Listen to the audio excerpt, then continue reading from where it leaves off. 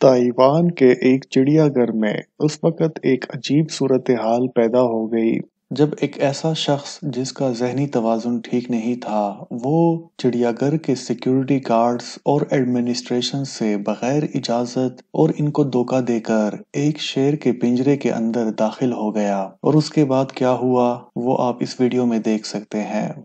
ये शख्स जिसका ज़हनी तवाज़ुन ठीक नहीं है, ये अपना जैकेट उतार कर शेर के सामने लहरा रहा है, जिसकी वजह से शेर सामने आकर ये जैकेट उसके हाथ से छीन लेता है। शेर अगर चाहे तो वो आसानी से इस शख्स पर हमला करके इसको जख्मी या जान से भी मार सकता है, लेकिन वो ऐसा नहीं करना चाहता। लेकिन ये पागल शख्स बराबर शेर को तंग कर रहा है और इसे अजीब से इशारे देकर अपना हुक्म बजा लाने की हिदायत दे रहा है। शेर एक ऐसा जानवर है जो कि बड़े से बड़े हाथी को भी हमला करके जमीन पर गिरा सकता है।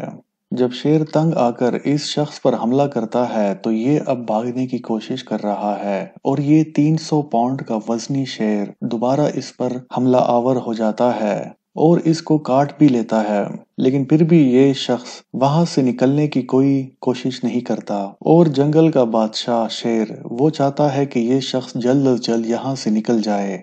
शेर के पिंजरे के आसपास मौजूद लोग ये सारा मंजर देखकर बहुत परेशान थे और वो डर रहे थे कि कहीं ऐसा ना हो कि अचानक शेर इस शख्स पर हमला करके इसे जान से ही मार दे। जब चिड़ियाघर की इंतजामिया को इस सारी सूरत हाल का इल्म हुआ तो उन्होंने फैसला किया कि इस शेर को एक ऐसी गोली से शूट करना पड़ेगा जिससे ये सो जाएगा और फिर इस शख्स को वहां से बाहिफाजत निकाल लिया जाएगा।